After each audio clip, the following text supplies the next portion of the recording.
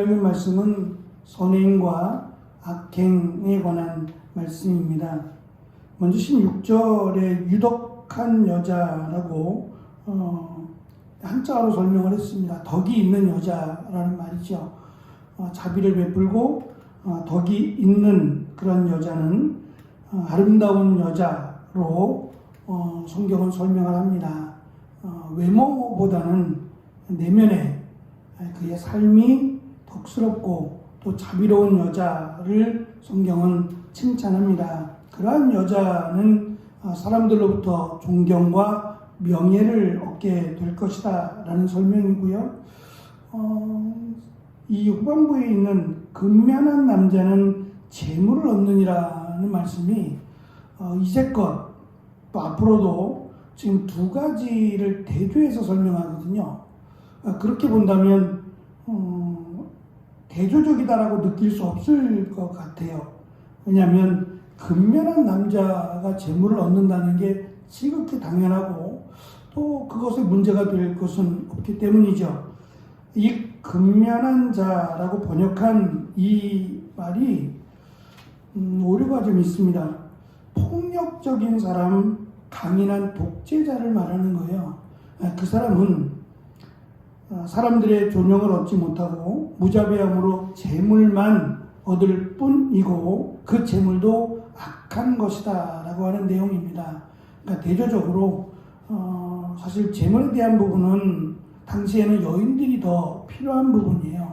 그런데 여인은 오히려 그 재물을 모으는데 급하지 않고 덕을 세우고 사람들로부터 존경과 명예를 받게 되지만 이 폭력적이고 또 강인한 그런 독재자의 삶을 사는 남자는 재물은 얻을지 모르지만 그 재물 또한 악한 것이다 라고 하는 대조적인 가르침입니다.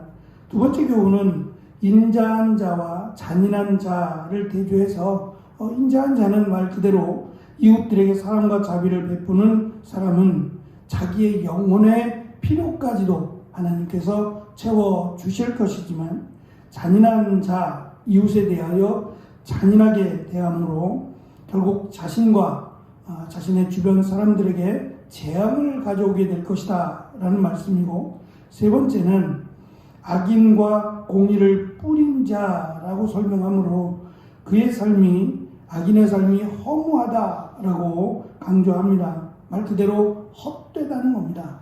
이루었지만 그것 자체가 한 번에 무너질 수 있고 또 그것이 크게 의미가 없는, 자기 나름대로는 무언가의 공로를 쌓았다고 말하지만 그 가치가 없는 것임을 강조합니다. 아무리 열심히 일해도 별로 얻은 것이 없다라는 의미고, 결국 19절에 있는 것처럼 하나님의 심판으로 그 계획이 이루어지지 못한다라는 것을 의미합니다. 잠언의 마지막 부분에 해당되는 30장 31절에 보면 이런 말씀이 있습니다. 고운 것도 거짓되고 아름다운 것도 헛되나 오직 여호와를 경외하는 여자는 칭찬을 받을 것으로 잠언을 마무리합니다. 시간의 흐름 앞에서 어쩔 수 없는 거죠. 중요한 것은 그 시간의 흘러감만을 아쉬워하지 말라는 거죠. 막을 수는 없지만 그것이 헛된 시간으로 보내어지지 않도록 노력해야 된다는 것이 지혜자 솔로몬의 결론이 되겠습니다. 반면 공의를 뿌린 자라고 설명되어지는 이 공의를 베푸는데 뿌린다라는 설명을 했습니다. 나눠주는 것도 아니고 뿌린다라는 설명은 그의 일상적인 면을 의미합니다. 그러한 일상을 사는 자에게 하나님은 상을 베푸신다라고 강조하는데 그 상은 앞에 있는 허무한 것과 반대되는 풍성한 열매를 맺을 것이며 심판으로부터 구원을 받게 될 것을 의미합니다. 네 번째 교훈은 마음이 굽은 자와 행위가 온전한 자를 대조해서 이 굽다라고 하는 이 마음이 굽다라고 설명되는 이 단어가 가증스럽다라는 말이에요.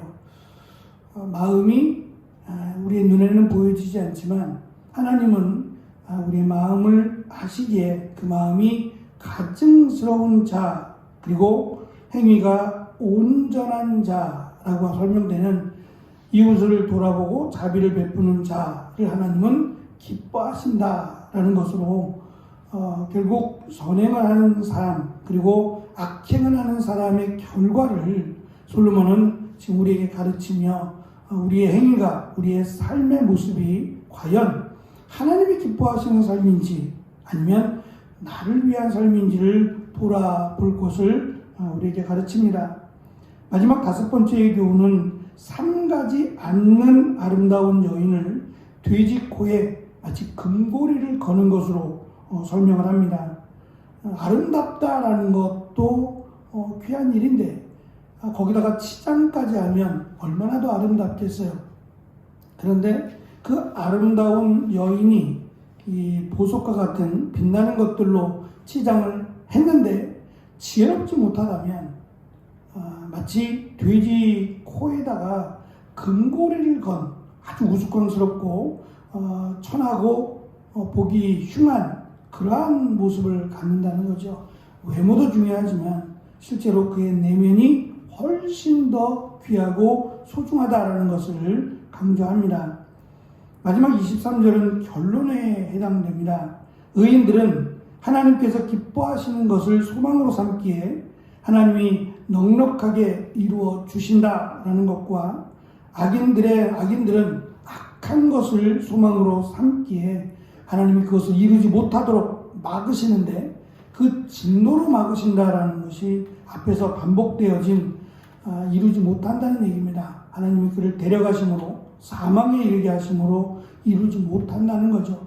역사를 통해서 보게 되는 많은 것들 어쩌면 그것이 우연이 아니라 하나님께서 정말 역사하시고 하나님이 이루셨다라고 믿는다면 분명히 하나님은 살아계시고 보시고 아신다라는 것을 우리는 느낄 수 있습니다.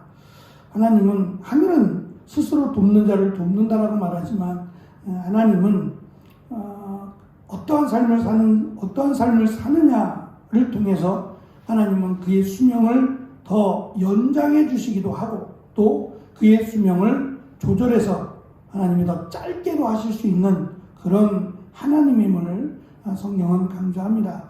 어찌 보면 솔로몬은 다 가진 자 같지만 그가 몇 세까지 살았는지는 모르겠습니다만 다 가진 것 같으나 가지지 못한 자의 삶을 산 것은 아닌가라는 생각을 이 말씀에 비추어서 생각해 보았습니다. 왕이지만 오히려 평민들보다 못한 어리석은 삶을 살 수도 있겠다라는 생각을 가져봅니다. 우리에게 주어진 시간, 하나님이 주신 하나님의 시간입니다. 그 하나님의 시간을 우리가 어떻게 살아가느냐가 하나님이 기뻐하시고 또 하나님이 도와주시는 삶이 될지 아니면 하나님이 막으시는 삶이 될지가 오늘 말씀은 우리에게 가르쳐주고 권면합니다. 우리에게 주어진 시간 속에서 하나님의 은혜로 채워가는 귀한 또 하루가 되어지시기를 축원합니다. 기도하겠습니다.